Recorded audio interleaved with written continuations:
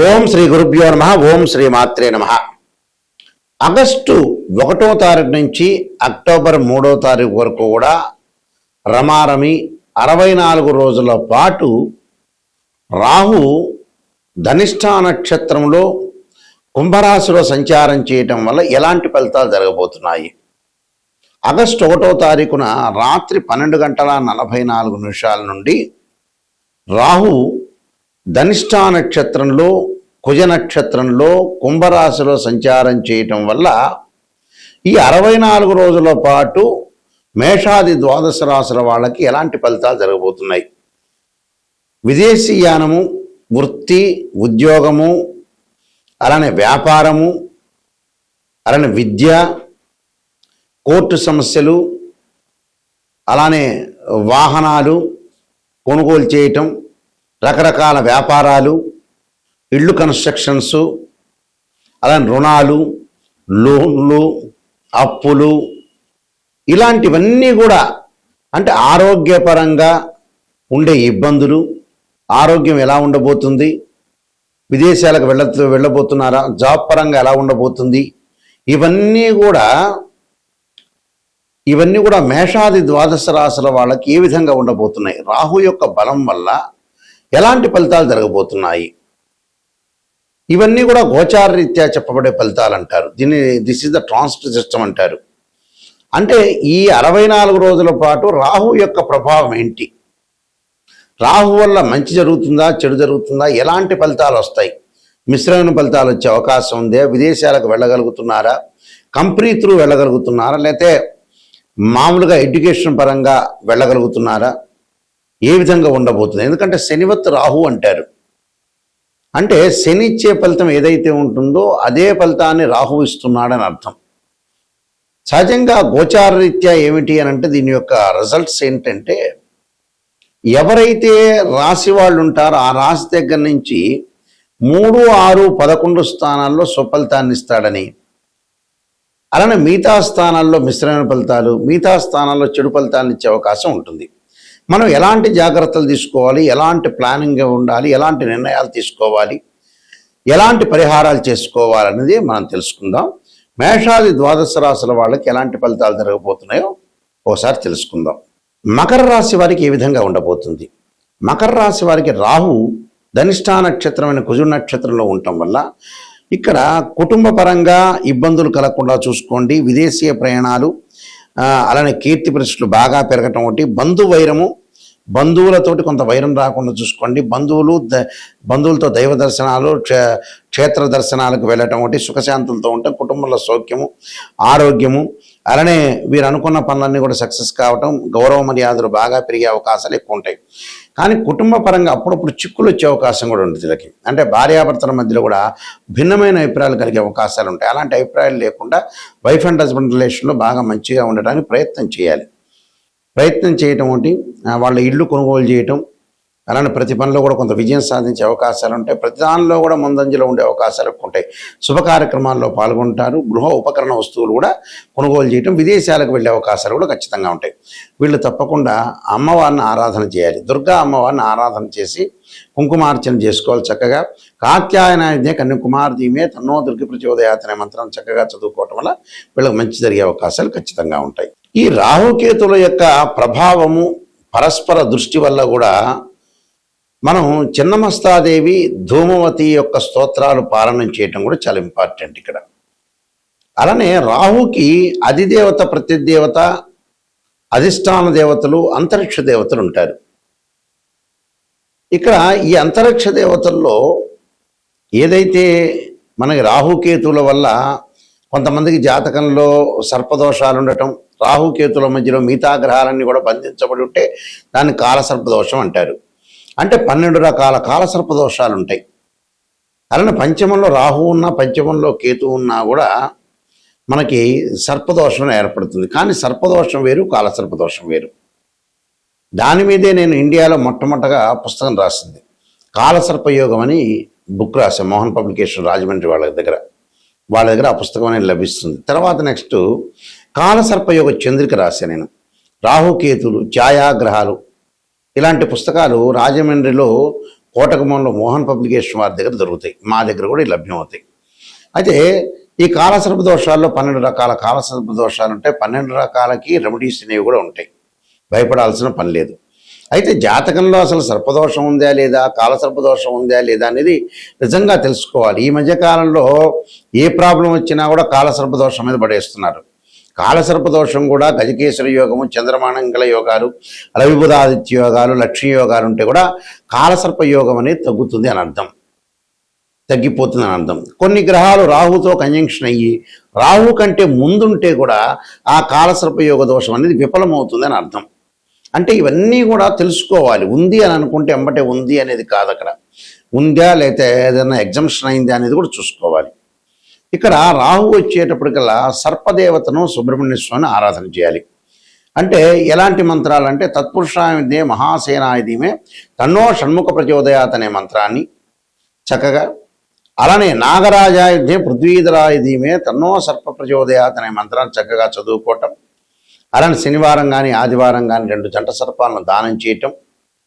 అలానే ఓం నమో అస్తు సర్పేభ్య ఏకే చ పృథ్వీమనో ఏ అంతరిక్షే ద్వితీయేభ్య సర్పేభ్యో నమః అనే మంత్రాన్ని కూడా, అంటే అంతరిక్షంలో ఉండే సర్పాలకి భూమి మీద ఉండే సర్పాలకి నమస్కారం చేస్తున్నాను దాని అర్థం. అలాగా ఈ వేదోక్త మంత్రం కూడా చక్కగా వచ్చిన వాళ్ళు చదువుకోవచ్చు, తప్పులేదు. అలా లేక సర్పగాయత్రి మంత్రాలు. అలానే రాహుకి శ్లోకాలు కొన్ని ఉంటాయి. అర్ధకాయం అంటే అర్ధకాయం శ్లోకం ఒకటి ఉంటుంది, అందరికీ కూడా ప్రతి పంచాంగంలో ప్రతి చోట కూడా ఉంటుంది. ఆ శ్లోకాన్ని కూడా మీరు చదువుకోవచ్చు, తప్పులేదు. అలానే ఇక్కడ ప్రతిదీ కూడా మనం మంత్రం ఉచ్చారణతో పాటు చక్కగా నవగ్రహాల యొక్క ప్రదర్శన చేయాలి.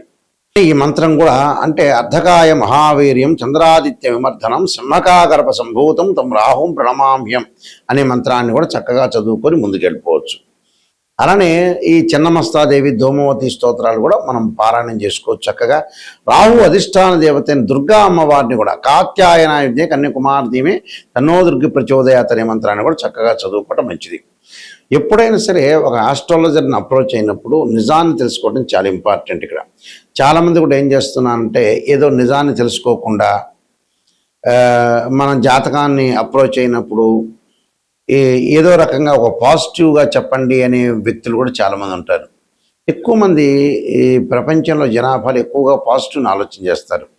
ఆ పాజిటివ్ ఆలోచన చేయటం వల్ల ఫెయిల్ అయిపోయారు. పాజిటివ్ ఎంతవరకు ఆలోచన చేయాలో దానికి కూడా ఒక లిమిట్ ఒకటి ఉంటుంది. ఎప్పుడైనా సరే ఒక నెగిటివ్ను మనం పాజిటివ్ చేసుకోవటం ఎలాగా, నిజం తెలుసుకోవటం ఎలాగా. నిజం అనేది నిప్పు లాంటిది, సత్య దూరం అంటారు. అంటే మనం ఎప్పుడు కూడా సత్యానికి దూరంగా ఉండకూడదు, నిజాన్ని తెలుసుకోవాలి. అసత్య ధోరణిలో ఉంటే మనం మోసం చేసుకున్న వ్యక్తులం అవుతాం. అందువల్లే మనిషి ఫెయిల్ కావటానికి ఎక్కడో తెలిస్తే ఎక్కడో కారణం కాదు. భగవంతుడు గ్రహాల కంటే ముందు ఫెయిల్ కావటానికి మనిషి ఏంటంటే అతను ఇన్ టైంలో వర్క్ చేయడు, నిజాన్ని తెలుసుకోలేడు. డబ్బులు దేనికి ఖర్చు పెట్టాలో దానికి ఖర్చు పెట్టకపోవటం కూడా ప్రాబ్లమే. ఇక్కడ మనిషి ఫెయిల్ కావటానికి నిజం చెప్పాలంటే భగవంతుడు సాక్షిగా నిజం చెప్పాలంటే ఫెయిల్ అయ్యేది ఏంటంటే మనిషి యొక్క వ్యక్తిత్వం ఫెయిల్ అవుతుంది. ఒక సైకలాజికల్గా ఎన్నో జాతకాలు మేము పరిశీలన చేసిన తర్వాత ఎంతో మనుషుల్ని మేము రీసెర్చ్ చేసిన తర్వాత మేము వంశపారంపర్యంగా చెప్పేవాళ్ళం. మేము రీసెర్చ్ చేసిన తర్వాత తెలిసిన మెథడ్ ఏమిటి అంటే ఒక మనిషికి 1,00,000 రూపాయలు ఉన్నాయంటే ఆ 1,00,000 రూపాయలకి ఒక అబ్బాయి పెళ్లి చేయాలంటే మ్యారేజ్ బ్యూరోలో డబ్బులు అడిగారని మ్యారేజ్ బ్యూరోలో డబ్బులు ఇవ్వలేకపోవటం, అదే 1,00,000 రూపాయలు పెట్టి సెల్ కొనటం, ఒక 10,000 రూపాయలు ఒక డాక్టర్ స్కానింగ్ రాస్తే స్కానింగ్ చేయకపోవటం, ట్యాబ్లెట్లు వాడకపోవటం, అదే 10,000 పెట్టి ఎంజాయ్మెంట్ చేయటం. అంటే వీళ్ళు అసలు సరైన దానికి ఖర్చులు చేయరు.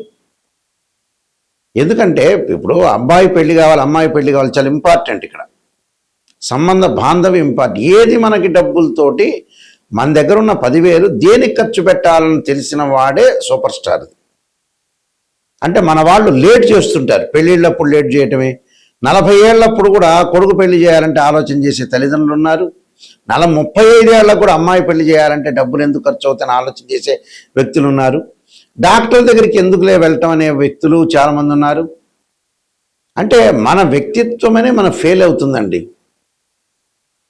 అంటే నిజంగా అయితే భగవంతుడి మీద ఎక్కువగా పడేస్తున్నాం, కానీ నిజం చెప్పాలంటే మన వ్యక్తిత్వమే ఫెయిల్ అవుతుంది. వ్యక్తిత్వంలోనే అట్టర్ ఫెయిల్ అయ్యారు మనుషులు.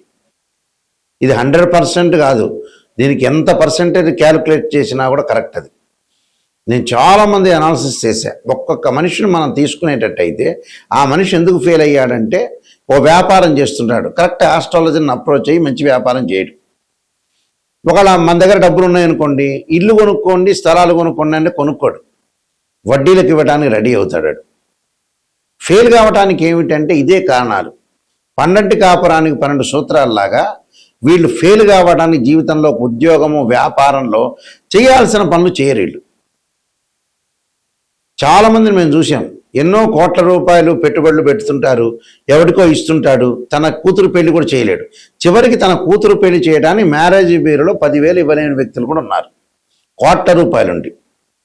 మనిషి డబ్బును దేనికి ఖర్చు పెట్టాలో తెలిసిన వాడే స్థితప్రజ్ఞుడు అంటారు. అంటే వాస్తవంగా అయితే భగవద్గీతను ఉటంకించా నేను. నిజాన్ని తెలుసుకోవటం చాలా ఇంపార్టెంట్. ఇక్కడ నిజం తెలుసుకోలేకపోతే అబద్ధపు ముసుగులో ఉంటే జీవితం ఎప్పుడైనా ఒకటే. ఎన్నిసార్లు తిరుపతికి వెళ్ళినా, ఎన్నిసార్లు శ్రీశైలానికి వెళ్ళినా, ఎన్నిసార్లు భగవంతుడు కొలిచినా వాడి జీవితం అంతే ఉంటుంది.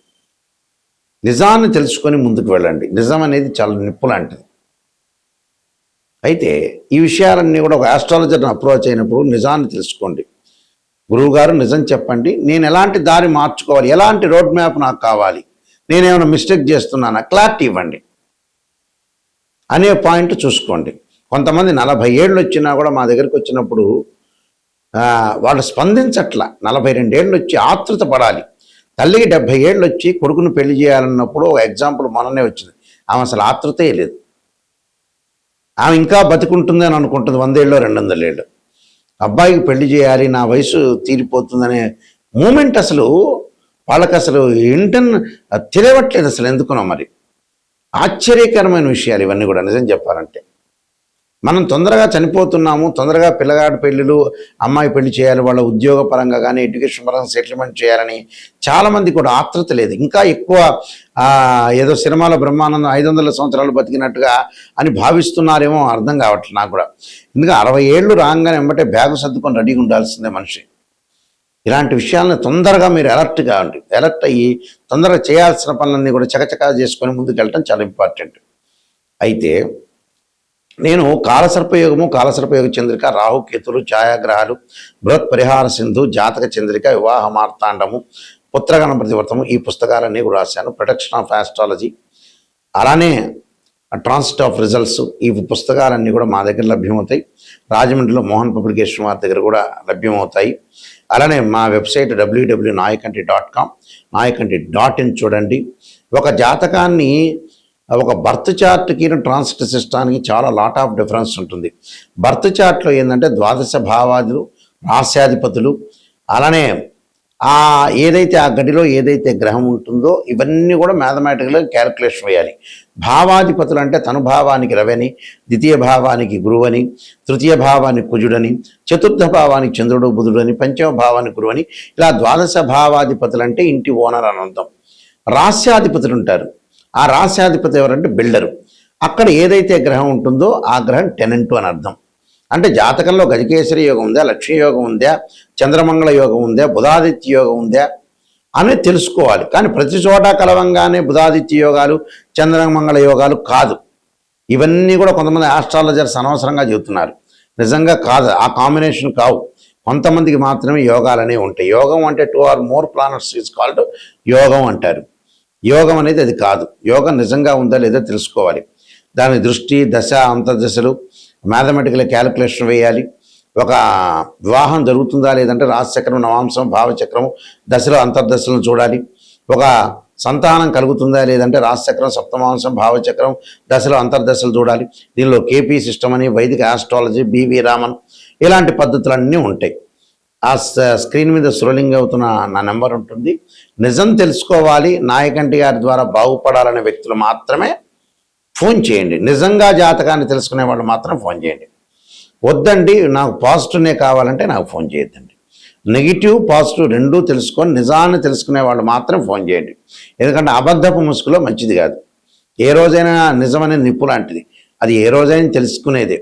కాబట్టి మీరు మంచిగా తెలుసుకోవాలి, కరెక్ట్గా నిజం తెలుసుకోవాలంటే నాకు ఫోన్ చేయొచ్చు.